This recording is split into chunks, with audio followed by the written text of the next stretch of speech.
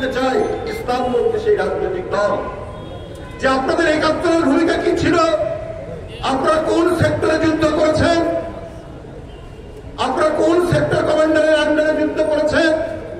বাংলাদেশে কেউ দেশপ্রেমিক নেই, শুধু একটি রাজনৈতিক দল দেশপ্রেমিক। এই ধরনের বিভ্রান্তি আপনারা তৈরি করলে মানুষ হাসবে।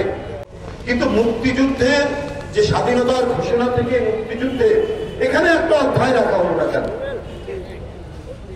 এখানে তো জিয়াউর রহমান তো শুধু মুক্তি মানে স্বাধীনতার ঘোষণা দিয়েই ক্ষান্ত হননি, সাথে সাথে পাকিস্তানিদের বিরুদ্ধে লড়াই করেছে এবং পাকিস্তানি কর্নেল জানজুয়াকে হত্যা করে সেখানে একটি যুদ্ধ হয়েছে, সেই যুদ্ধের নেতৃত্ব দিয়েছে, তাদের সেটাকে ইতিহাস জড়িত আছে।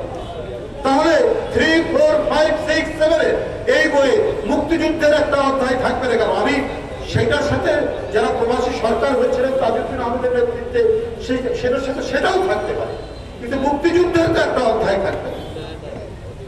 যতটুকু কাজ করেছেন ধন্যবাদ জানাই, কিন্তু অসম্পূর্ণ থাকবে কেন?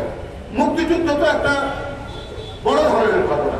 শেখ মুজিবুর রহমান স্বাধীনতার আন্দোলন করেছেন, সেটি একটি স্বাধীনতার জন্য মাঠ প্রস্তুত হয়েছে, কিন্তু শেখ মুজিবুর রহমান তিনি স্বাধীনতা যুদ্ধের কোন বিশেষ ঘোষণা বা বিশেষ প্রস্তুতির কথা তিনি বলেননি, কতগুলা সেই আহ্বান তো তার নাই।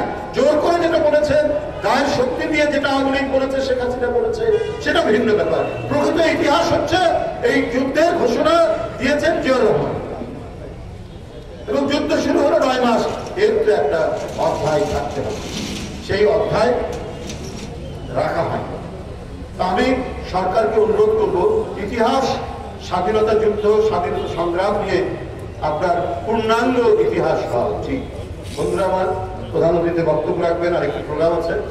আমি শুধু এইটুকুই বলবো, একটি রাজনৈতিক দল আমি দেখলাম, এটা আমার কাছে বিস্ময় লেগেছে, যে দেশপ্রেমিক তারা আর সেনাবাহিনী দেশপ্রেমিক নিঃসন্দেহে, কারণ তাদের পূর্বসূরীরা এই বাংলাদেশ নির্মাণে জীবন বাজি রেখে যুদ্ধ করেছে, তারাই স্বাধীনতার ঘোষণা দিয়েছে। মেজর জিয়াউর রহমান অন্যতম একজন সেই সেক্টর কমান্ডার যিনি স্বাধীনতার ঘোষণা দিয়েছেন। আরো মেজররা যারা ছিলেন সেক্টর কমান্ডার সেই সময়, পরে তারা অনেকে জেল হয়েছে, আপনার অনেকেই এর মধ্যে রয়েছে। পরবর্তী পর্যায়ে আমরা দেখেছি জনগণ যখন অত্যাচারিত হয়েছে, সেনাবাহিনী জনগণের পক্ষে অবস্থান করেছে। এমনকি 24-এর যে গণ অভ্যুত্থান, সেখানেও একটি উজ্জ্বল ভূমিকা রেখেছে।